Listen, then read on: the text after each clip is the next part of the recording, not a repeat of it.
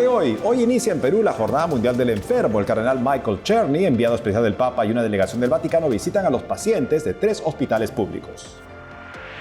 El gobierno interino de Venezuela libera al menos 35 presos políticos el fin de semana. El dirigente opositor Juan Pablo Guanipa fue uno de ellos, pero horas más tarde lo volvieron a arrestar. Secuestran a un sacerdote en Nigeria y decenas de civiles siguen cautivos tras una serie de ataques terroristas. El Papa León XIV expresa su dolor por las víctimas y ora por ellas. Condenan en China 20 años de prisión al editor de un tabloide que aboga por la democracia en ese país y que se declara católico.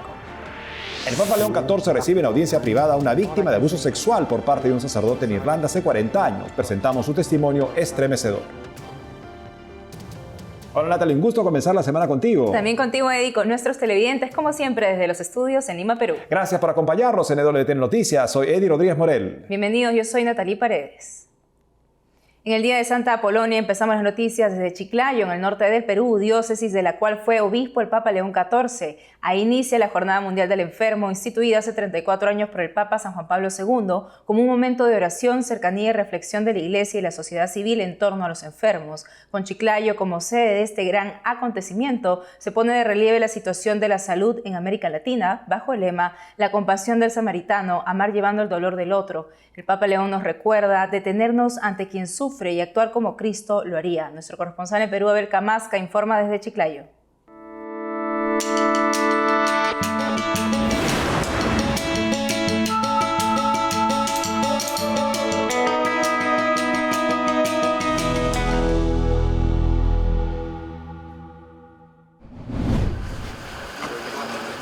Esta mañana el cardenal Michael Czerny y una delegación del Vaticano y del Obispado de Chiclayo visitaron 3 hospitales públicos, el Servicio de Medicina Interna del Hospital Las Mercedes, la Unidad de Cuidados Paliativos y Emergencia del Hospital Almanzor Aguinaga Senjo, y a los pacientes de Medicina Interna y Emergencia del Hospital Belén. Fuera del Hospital Almanzor, pacientes y familiares expresan su sentir. Una sensación pues increíble, una energía, una sensación de paz, tranquilidad, ¿no? Un gozo se podría decir. Todo lo que me gustó muchísimo, que llegó el arzobispo y ya me iba y me quería que me diera la bendición. Nos ha dado la bendición y me voy muy feliz y encima me regalaron un globo blanco y vengo diciendo me dieron la paz.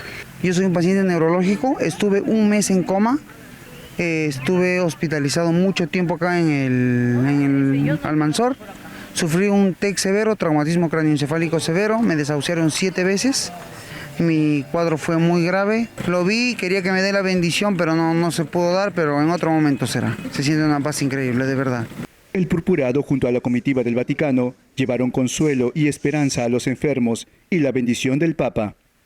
A ustedes, queridos enfermos, deseo decirles ante todo, no están solos. Cada uno de ustedes es mirado con amor por Dios y abrazado por la Iglesia. En la fragilidad del cuerpo, el Señor se hace especialmente cercano y transforma el dolor cuando es ofrecido con fe en fuente de gracia, de unión con Cristo crucificado y resucitado. María, la Madre que en Lourdes se manifestó como signo de sanación y ternura, camino a su lado y los cubre con su manto maternal. Esta tarde se realiza un encuentro entre el cardenal Czerny, prefecto del Dicasterio para el Servicio del Desarrollo Humano Integral del Vaticano, y los delegados de la Pastoral de la Salud de las Conferencias Episcopales de América Latina y el Caribe.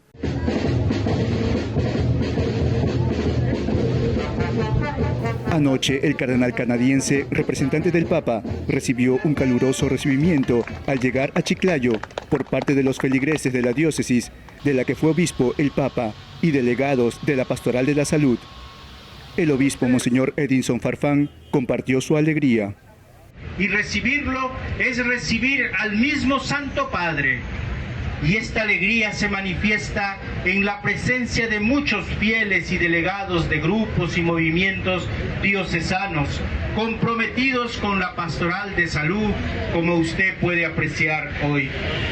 Este martes está previsto un seminario académico teológico pastoral con el tema La compasión del samaritano, avance de cuidados paliativos en Latinoamérica.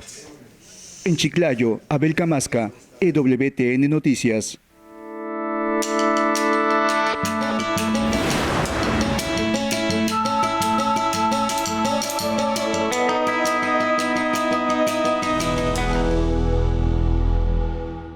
Gracias, Abel. Seguiremos informando sobre la Jornada Mundial del Enfermo en Perú. Por otro lado, en Venezuela, dirigentes políticos cercanos a la Nobel de la Paz y líder opositora María Corina Machado fueron excarcelados este domingo, un mes después de que el gobierno interino comenzara a liberar presos políticos tras el secuestro de Nicolás Maduro. Los detalles aquí.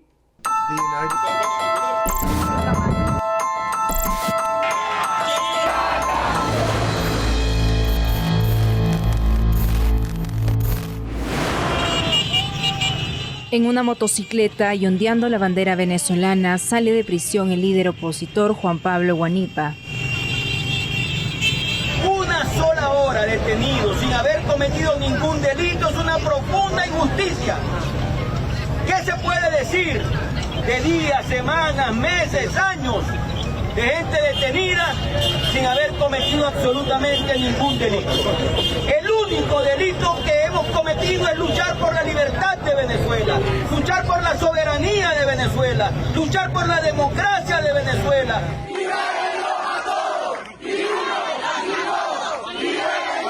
Juan Pablo Guanipa, aliado cercano de María Corina Machado, fue detenido a fines de mayo y acusado por el ministro del Interior, Diosdado Cabello, de participar en un presunto grupo terrorista por boicotear las elecciones legislativas de ese mes. Pasó más de 8 meses detenido y este domingo 8 de febrero fue liberado junto a al menos 35 presos políticos venezolanos, según informó la ONG Foro Penal. Y vamos a ver por qué se han violado las decisiones del pueblo venezolano y que cada vez que el pueblo decida se respete la voluntad. Quiero alertar al mundo entero que mi papá ha sido nuevamente secuestrado. Sin embargo, horas después de su liberación, Guanipa fue arrestado por hombres fuertemente armados, según informaron sus seguidores. Familiares y aliados políticos acusaron al régimen de Caracas de ser responsable. Y se llevaron a mi padre. Luego la Fiscalía confirmó que había solicitado que Guanipa fuera puesto bajo arresto domiciliario, alegando un incumplimiento de las condiciones de su liberación. Aunque no se conocen las condiciones de su liberación, los jueces venezolanos suelen prohibir que los excarcelados hablen a medios o redes, algo que Guanipa hizo. Además de Guanipa, la organización política de Machado informó que varios de sus miembros fueron liberados desde la noche anterior, entre ellos María Oropesa y su abogado Perkins Rocha. Que a nosotras no nos van a callar, porque allá adentro no pudieron doblegarnos, aquí afuera tampoco. En libertad, créanme y cuenten con nosotros, estas madres venezolanas, que damos nuestra palabra y nuestro compromiso de seguir alzando la voz. A inicios de 2026, el cardenal Baltasar Porras y obispos de la Conferencia Episcopal de Venezuela pidieron en forma pública la liberación de los presos políticos, denunciando las detenciones arbitrarias y llamando a la sociedad y al gobierno a garantizar justicia, transparencia y respeto a la dignidad de los afectados.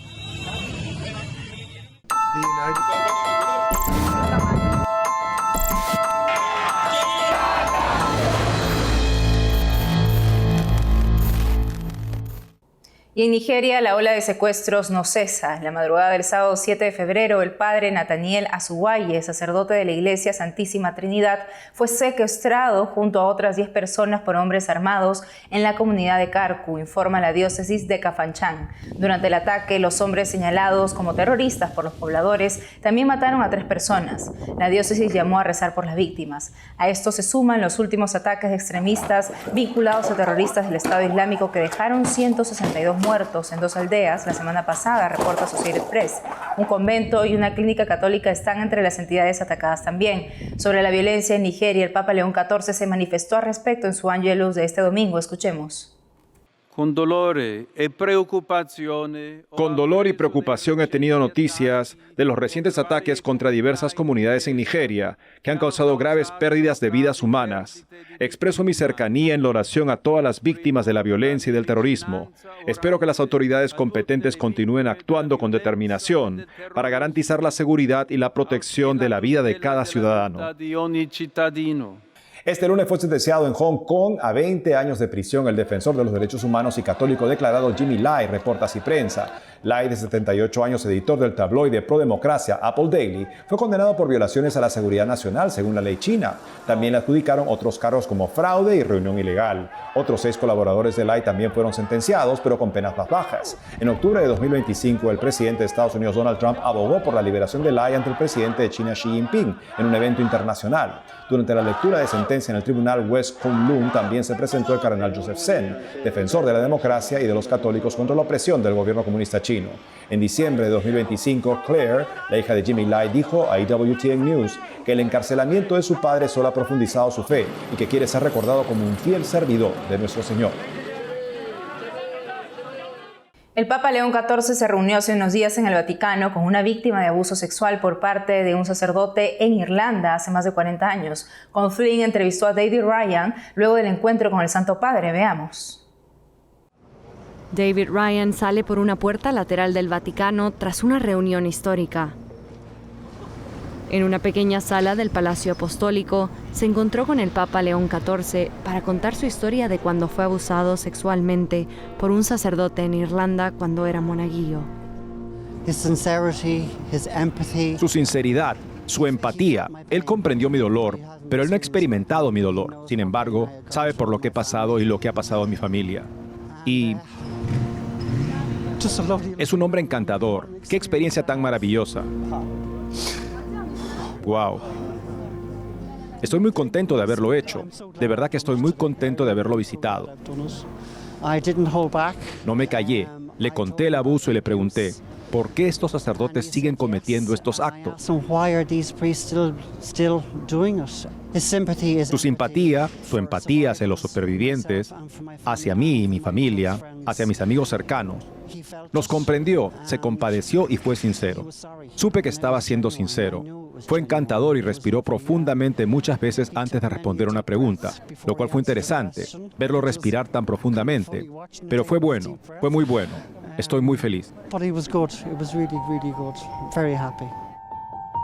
David Ryan, que hoy tiene 61 años, fue abusado entre sus 11 y 17 años cuando asistía al colegio Blackrock y Willow Park en Dublín. Compartió su historia con EWTN en 2024 y ahora relató hasta qué punto llegó el abuso. Entré en la habitación. Él cerró la puerta con llave, me dijo que me desnudara y que me tumbara en la cama. Agarró mis manos y las ató. Se puso encima de mí y me violó de nuevo. Yo estaba asustado y él solía ponerme las manos alrededor del cuello mientras y me decía, no digas nada de lo que ha pasado aquí hoy. Su hermano Mark Ryan también fue abusado. Cuando la historia de David Ryan salió a la luz en un documental titulado Black Rock Boys en radio RTE, conmovió al país. Mi nombre es David Ryan, originalmente de Black Rock en el condado de Dublin. Ahora vivo en el condado Tipperary. Tras conocerse su relato, el gobierno irlandés encargó un informe que reveló denuncias generalizadas de abusos sexuales en cientos de escuelas a lo largo de varias décadas. Todo esto fue posible gracias a la valentía de David y de otros como él, que dieron a conocer su propio caso. Arruinó mi vida. Arruinó la vida de Mark y mi hermano ya no vive. David y otras víctimas sentían que ni las órdenes religiosas ni la iglesia en Irlanda los escuchaban. Fue entonces cuando David decidió escribir una carta al Papa León. Pronto recibió una respuesta. El lunes 2 de febrero, la invitación de la Casa Pontificia para el encuentro con el Papa se encontraba en la habitación de hotel de David Ryan, mientras se preparaba para ese encuentro tan esperado. Esa es la razón por la que vengo. Quiero que el Papa escuche mi historia. David llevaba consigo la fotografía de su difunto hermano Mark.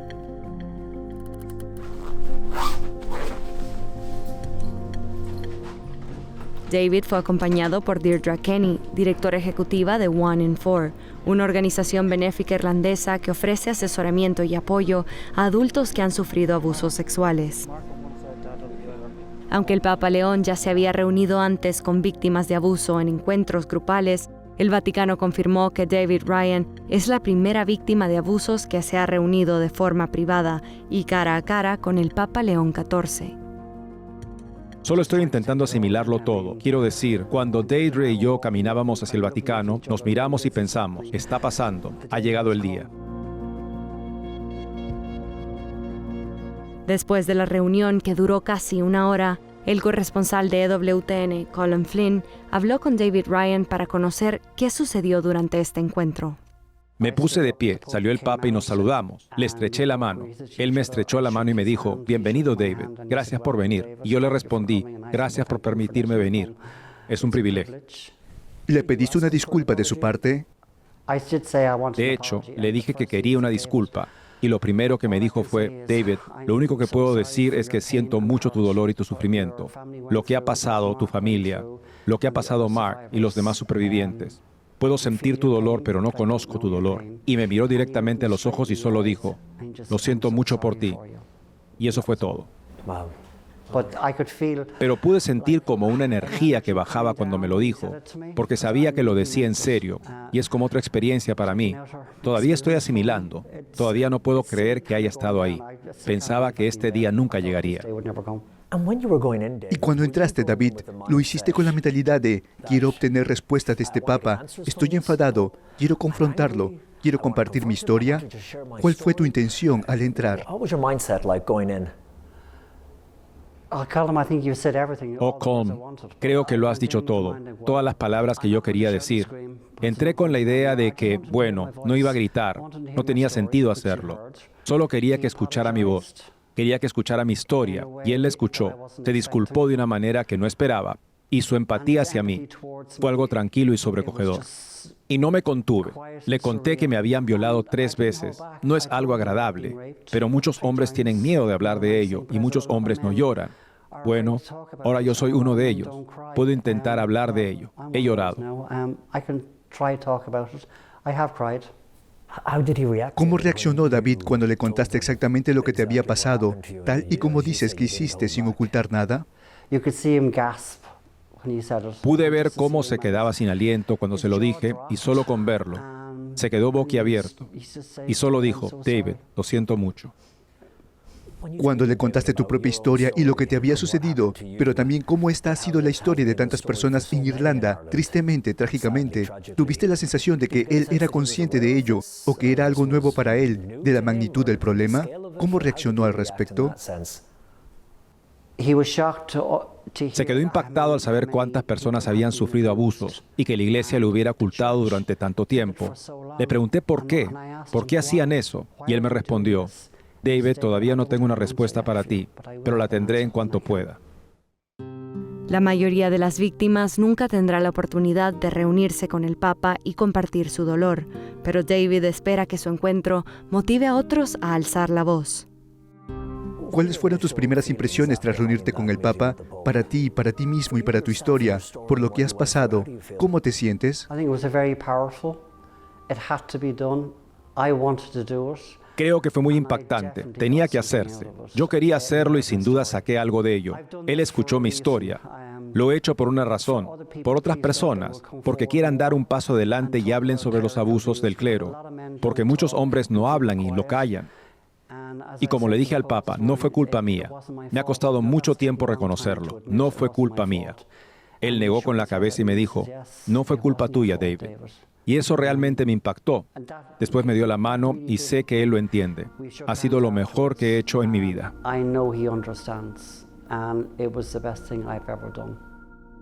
Reportaje de Colin Flynn para EWTN Noticias.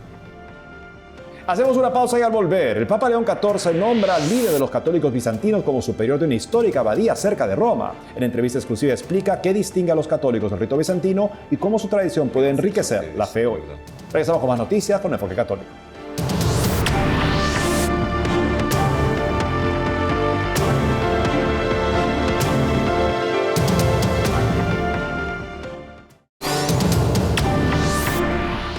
Y hace poco el Papa León XIV nombró a Monseñor Manuel Ninguel como nuevo exarca apostólico del monasterio de Santa María de Grotaferrata, la histórica abadía griega de rito bizantino, situada a las puertas de Roma, que se encontraba en sede vacante en 2013. Con este nombramiento, el Santo Padre puso fin a 13 años de sede vacante en esta circunscripción sujeta a la Santa Sede e impulsó una nueva etapa para uno de los principales centros del catolicismo bizantino en Italia. Estamos en conexión con el propio Monseñor Manuel Ninguel, exarca apostólico del monasterio de Santa María, para conversar más detalles sobre esta buena noticia. Monseñor, bienvenido a EWTN Noticias. Gracias. Monseñor, para quienes nunca han oído hablar de los católicos de rito bizantino, ¿quiénes son dentro de la Iglesia Católica y qué los distingue en su espiritualidad y la liturgia? En las iglesias cristianas de Oriente y de Occidente son iglesias seguramente poco conocidas, pero importantes en cuanto son iglesias como tales, no son simplemente en Oriente ritos, sino iglesias con obispos, con sacerdotes, con diáconos, que celebran los sacramentos, celebran la liturgia.